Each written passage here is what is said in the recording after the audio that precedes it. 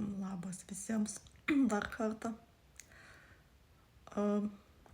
Šitas video yra atsakymas vienam žmogui. Ta video patalpinau YouTube ir vienas žmogus pasižiūrėjo mano video apie kortas ir uždavė klausimą, ar autoriai, kurie net ne autoriai, menininkai, kurie išpaišo taro kortas, ar tikrai 100% galime žinoti, ką ten autorius norėjo pavaizduoti. Tai va, benai, taro yra labai senas simbolinis mokslas. Senovės žmonės tikrai žinojo, ką vaizduoja kortose, o dabartiniuose kortų kaladėse dažniausiai būna pridėta instrukcija. Pavyzdžiui, daug taro kaladžių yra Klimto taro, yra, daug aš čia nevardinsiu, bet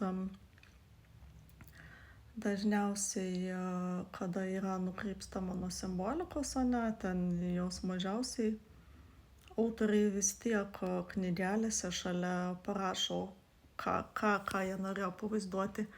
Ir dažniausiai šalia būna išleidžiama prie kortų kaladės visa knyga, kad susipažinti būtent su ta taro kortų kaladė, nes kitos taro kortų kaladės yra naudojamos kaip orakulai.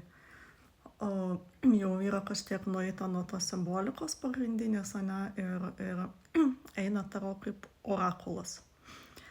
Čia galbūt labiau tiems, kam ta simbolika nereikalinga, sakykim taip, kurie skaito.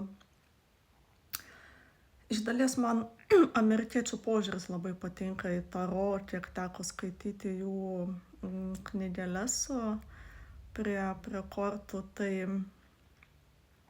ką jie daro. Aišku, tai rašo žmonės, kurie mokėsi taro, aišku, tam tikrose mokyklose Amerikoje. Tai yra ir psichologai, ir įvairių profesijų žmonės nusprendė lavinti savo intuiciją per taro. Pavyzdžiui, paėmam taro, kokią kaladę, nesvarbu, jums patiko piešinėliai. Ir amerikiečiai, jie dažniausiai neskaito, iš pradžių neskaito tos instrukcijos ir tiesiog išmaišo kortų kaladę, išsitraukia kortas, apsiramina, susikoncentruoja ties tam tikrų klausimų ir būrė. Taip labiau įsijungia intuicija iš kitos pusės, nes tavo galva nėra prikimšta kažkokios informacijos, būtent ką ten toj kaladėj norėjo pavaizduoti autorius.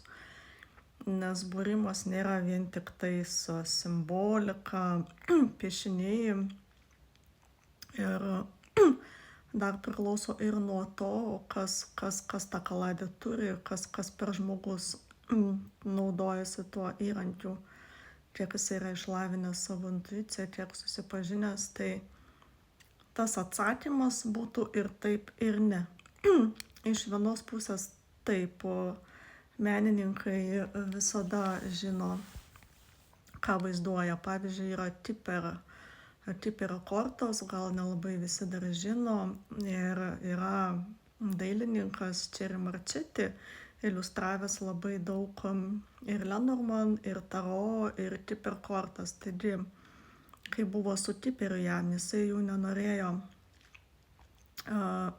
piešti, bet jau paprašė vienas žmogus Vokietijoje, kad jisai nutapytų būtent tiper kortų kaladę. Jisai net neturėjo jokio supratimo, kas tas tiperis yra. Tai gavo iš to redaktoriaus rankraščius, kuris sugalvojo būtent atnaujinti tiper kaladę, nes jinai turėjo istoriją Vokietijoje Viktorijos laikais. Taigi, ką padarė Cherry Marchettis? Jisai nepažadėjo nupaišyti tiperio, bet jisai nuvyko į Vokietiją, nuvyko į tą miestą. Jisai apsilankė didelėje bibliotekoje, ieškojo literatūros būtent apie tuos laikus, apie tų laikų kultūrą, pavadinkim taip, ane, apie to meto dvasią, kuom žmonės gyveno, kokia buvo ekonominė padėtis šalyje, ne? Ir jisai su tuo visko susipažino, jisai vaikščiojo tom gatvėm. Ir vis dėlto Čeri Marčeti nusprendė nutapyti Čiperą kortų kaladę. Mano nuomonė gavosi labai šauniai tikrai. Ir jisai atvaizdavo būtent to meto žmonių gyvenimą. Aišku, ten kaip ir nelabai yra simbolikos, ten nėra simbolikos, ten yra žmonės, ten yra sienos, tapetai, traukiniai, automobiliai, veiksmas, gamta.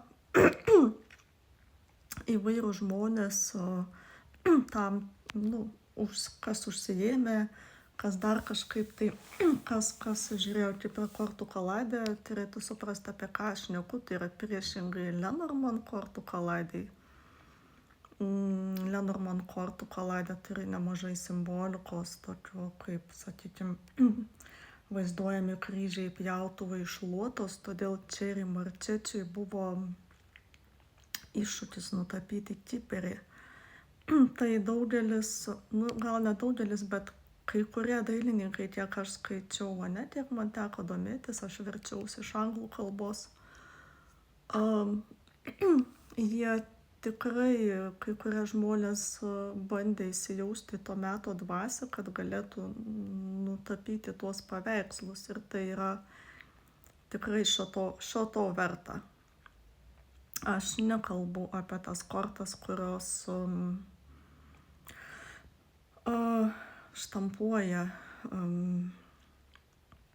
fabrikuose, sakykime, kai kurie autoriai turi savo internetinės parduotuvės, kur būtent jų paišytų kalaidžių galima įsigyti, ne? Bet taip pat jų piešinius irgi perspausdina, bet yra oficialūs puslapiai, kur jie patys tenais pardavinėja tas kaladės. Tai iš tikrųjų dažniausiai yra žinoma, kas norėta pavaizduoti kortose, bet gyvenime 100% niekada nieko nėra, kad ir ką be paimsi, nes kiekvienas viską matom savaip, naudojam savaip, skirtinga mūsų intuicija, gyvenimo būdas, taip toliau ir panašiai. Tai tiek apie tas kortas šiam kartui. Aš tikiuosi, kad atsakiau Benui į klausimą.